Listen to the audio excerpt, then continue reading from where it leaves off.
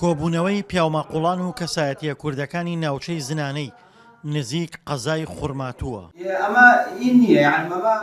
بەشداربووان تاوتوێی چۆنێتی مامەڵەکردن لەگەڵ هێرشەکانی داعش و نەپاراستنی گوندنشین و شوانکارەکانیان لەلایەن هێزە عێراقی و کوردیەکانەوە دەکەن. بەتایبەت کە ڕۆژی یەکشەمە داعش دوو شوانکارەی لێ ڕفاندون و تا ئێستا چارەنووسیان نادیارە.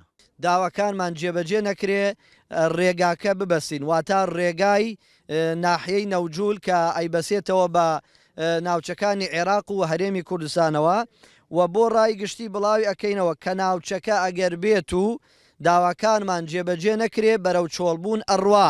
ناوچەی زنانە هاوسنوورە لەگەڵ ناوچەی غەڕە و پەڵکانەدا.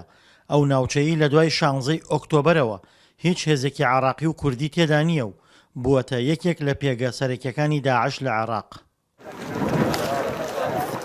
جگە لەو دوو شوانکارەی ئێستا لای داعشن، پێشتر داعش دوو شوانکارەی تری لەم ناوچەیە ڕفاندووە و هەریەکە و لە بەرامبەر 50,000 دۆلاردا ئازادی کردوون. ئەم شوانکارش سەرگوزشتەی خۆی لەگەڵ داعش دەگێڕێتەوە. لەوێدا گریان ئەوە نەوتیان یەکێکتان نەبین وتمان بۆ چیان بنوتی چەند پرسیارێکمانێ و دەخولەک بەرێدەین. ئیتر دواتر ڕۆشت و هاتنەوە و پەیوەندیەکی کرد لە سەر بەرزایەکەەوە وتی نەک دەخولەک ڕەنگە 3 ڕۆژ بخایەنێت ئەمیرەکەمان هینی بڕیاری کرد 3 ڕۆژ بخایەنێ.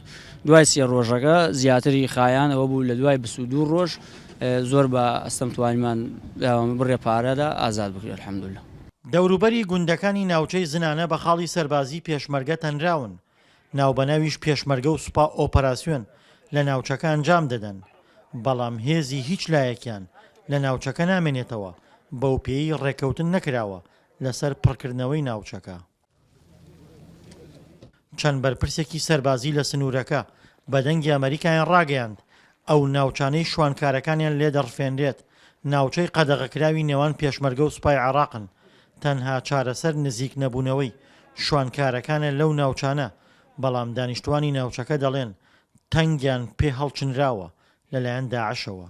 خەڵک ئەرفێنن خەڵکەکە ناتوانێت لە ئاژەڵدارەکان ناتوانن لە ناوچەکەی خۆیان دوور بکەونەوە، بۆیە ئەمە ئەبێ چارەیەکی بە زووترین کات چارەیەکی بۆ بدۆزرێتەوە. پێگەکانی داعش چۆڵ و بێجوڵەن و بە ڕۆژ داعشەکان دەرناکەون و لە نێو حەشارگەکانیاندان. بەڵام ناوبەناو دەردەکەون تەقە لە هێزی ئەمنی دەکەن یاخود خەڵک بۆ پارە دەڕفێنن. دڵشاد ئەنوار، دەنگی ئەمریکا، ناوچەی زنانە.